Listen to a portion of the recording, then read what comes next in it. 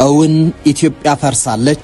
ከፈረሰ ሀገር ጋር የሁሉ ዓለም አቀፍ ትብብርና ውል ማን ያስራል የሚለውን የሕግ ሰዎች ምክንያታዊነትን የሚለኩበትን የምክንያታዊ ሰው ሪዘነብል ማን ስታንዳርድ ኸረ በፍጹም ከሚል መልስ ባሻገር መሬት ላይ ያሉ እውነታዎች ይህንን ይላሉ።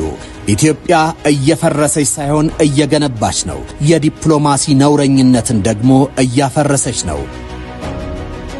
ዛሬ ተሽኮርማሚው የሚገባውን የማይጠይቀው የኢትዮጵያ ዲፕሎማሲ ፈርሷል። ቀይ ባህርን የሚያክል የብሔራዊ ደህንነት ጉዳይ መስጠት ኩስመና ፈርሷል። መሬት ቆርሶ ለባዕዳን የመስጠት ዲፕሎማሲ ፈርሷል። ሀገሬ ትፍረስ የግዛቷ አንድነት ይናድ ብሎ ባዕዳንን የሚማጸን የነውር ዲፕሎማሲ ፈርሷል። በዓለም አቀፉ መድረክ የኢትዮጵያ ተቀባይነት እየሰፋ መጥቷል። የሀገሪቱ ዲፕሎማሲም በኢትዮጵያ ልክ ከፍታው ላይ እየወጣ ነው። ወደ ኢትዮጵያ ከመጡ ሀያላን ሀገራት መሪዎች ባሻገር በቀጠናዊ ሰላምና ደህንነት ላይ ከኢትዮጵያ ጋር ለመስራት ከፍተኛ የጦር መኮንኖችም ወደ ኢትዮጵያ መጥተዋል፣ እየመጡም ነው። ኢትዮጵያ በጥቂት ዓመታት ውስጥ ብቻ የዲፕሎማሲ ከፍታዋ እየላቀ መምጣቱ ማሳያ የሀያላኑ ሀገራት አይማረፊያ የመሆኗ ነገር ነው። ይህ ለኢትዮጵያ የልማትና የእድገት መንገድ ላይ የሚጠርገው ቀላል የሚባል አይደለም። ከዚህ ባሻገር የአረንጓዴ አሻራ ስራዋ ዓለም ዕውቅና ሰጥቶታል።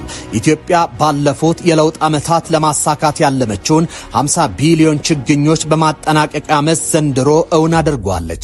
በአንድ ጀንበር አረንጓዴ አሻራ መርሃ ግብርም በሚሊዮን የሚቆጠሩ ችግኞችን በአንድ ቀን ውስጥ በመትከል የዓለም ሪኮርድን ጨብጣለች። የሀገሪቱ የደን ሽፋን ከ3 በመቶ ተነስቶ ዛሬ ከ23 በመቶ በላይ ሆኗል። ይህ ከሳራ ግርጌ ላለች የበረሃማነት ስጋት ላለባት በየ10 ዓመቱ ድርቅ የማያጣትን ሀገር የተራቆተ ገሏን በዛፍ አጸዶች በአጭር ጊዜ እጅግ ፈጣን በሆነ ሁኔታ መሸፈን ትንግርት ያደርገዋል። ከዚህ ባሻገር የታዳሽ ኃይል የኢነርጂ ስራዎች ኢትዮጵያን አስመስግኗታል። ሀገሪቱ የቱሪዝምና የኮሪደር ልማትን በቀጥታ ከአረንጓዴ አሻራ ጋር አስተሳስሯለች። በከተሞች ዛፍ እየመነጠሩ የድንጋይ ካብ የመገንባት ጉዞን አቅባ ድንጋዩን ከደኑ እንዲዋደድ አድርጓለች። በዚህ ምክንያትም ሀገሪቱ ኮፕ 32ን እንድታዘጋጅ ተመርጣለች። ይህ ግዙፍ ስብሰባ የኢትዮጵያን መጽናት የኢትዮጵያን ተስፋ የሚያንጸባርቅ ነው። ይህ በዓለም ፊት ሞገስ ያገኘችበትና የታፈረች ኢትዮጵያ መወለዷን የሚያበስር ነው። ይህ ኢትዮጵያ በዓለም ፊት ደረጃዋ የት ነው? ገጽታዋስ ምን ይመስላል? አቅምና ጡንቻዋስ እንዴት ይለካል? የሚለውን ቁልጭ አድርጎ ያሳያል።